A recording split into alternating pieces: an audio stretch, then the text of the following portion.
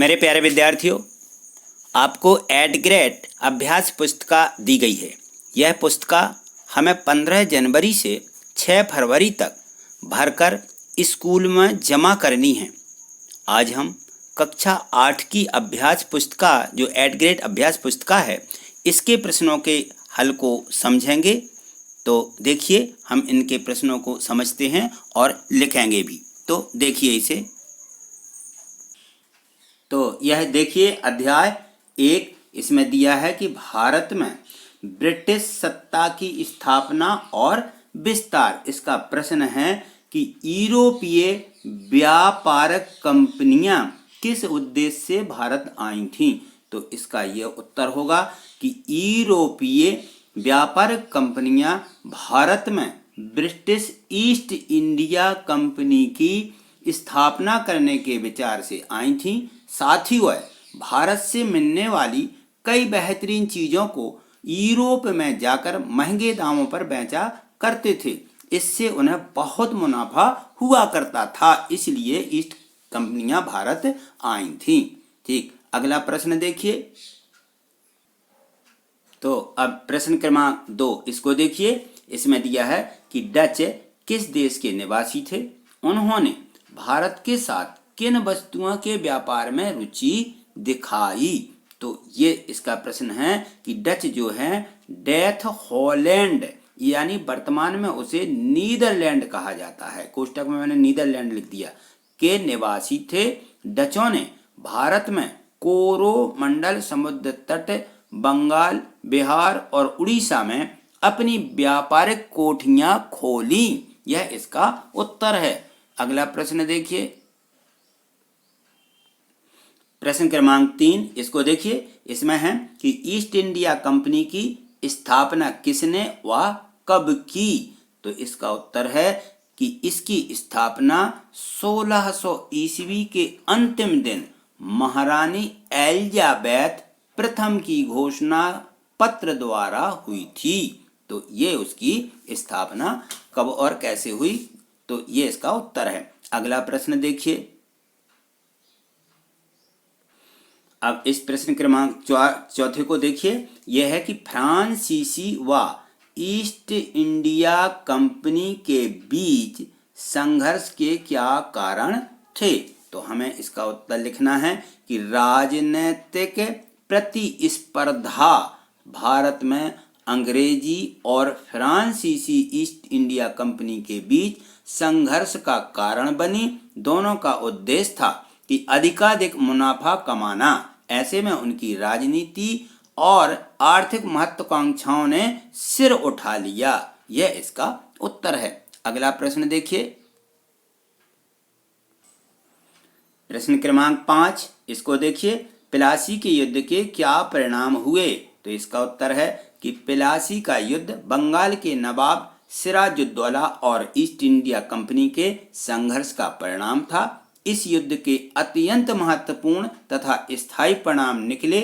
उसने बंगाल के तत्कालीन नवाब सरफराज खान को युद्ध में हराकर मार डाला और स्वयं नवाब बन गया। ठीक, अगला प्रश्न देखें। प्रश्न क्रमांक 6, बक्सर का युद्ध कब व किसके बीच हुआ।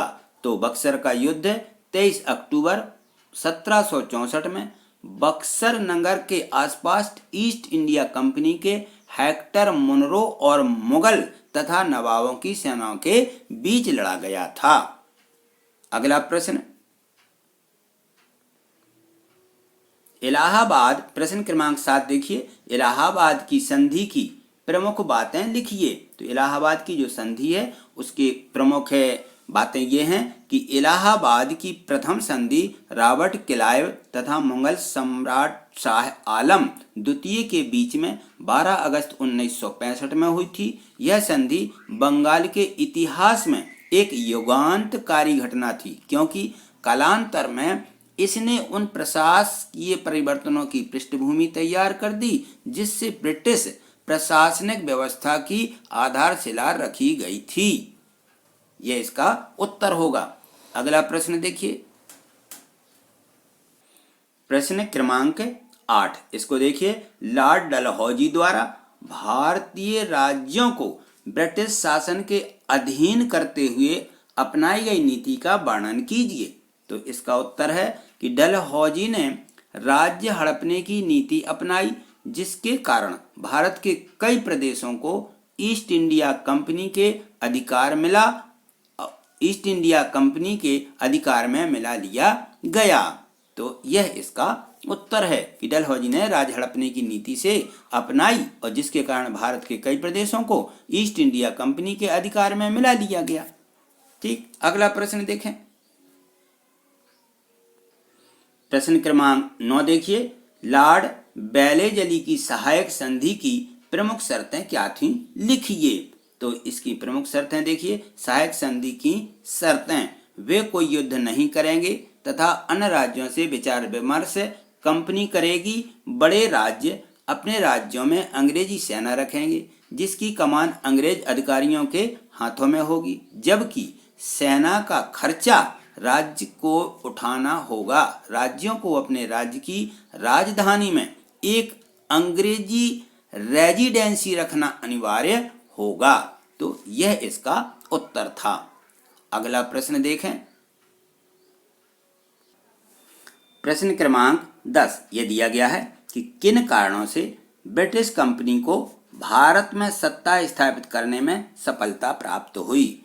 तो ये देखिए, इसका उत्तर है कि प्लासी की लड़ाई के बाद ईस्ट इंडिया कंपनी ने वित्त और राजस्व की प्रणाली की सहायता से भारत के साथ व्यापार पर एकाधिकार स्थापित कर लिया। यह व्यवस्था ब्रिटिश कंपनी को भारत में सत्ता स्थापित करने में सहायक हुई। यह इसका उत्तर होगा। तो इस प्रकार से हमने सभी प्रश्नों को समझा और लिख भी लिया होगा। अगली वीडियो के माध्यम से हम अध्याय 2 के सभी प्रश्नों को देखेंगे और लिख भी लेंगे, समझेंगे। यदि आपको यह प्रश्न समझ में आए हैं तो आप इनको लाइक और शेयर करिए, जिससे अधिक बच्चों को इसका लाभ मिल सके। और यदि आपने अभी तक चैनल सब्सक्राइब नहीं किया है तो नीचे देखिए जो रेड से लिखा हुआ है सब्सक्राइब, इसको क्लिक कर लीजिए, जिससे चैनल सब्सक्राइब हो जाएगा। इससे आपको हमारी जो वीडियो हैं यह आपको सबसे पहले मिलने लगेंगी। थैंक यू, धन्यवाद।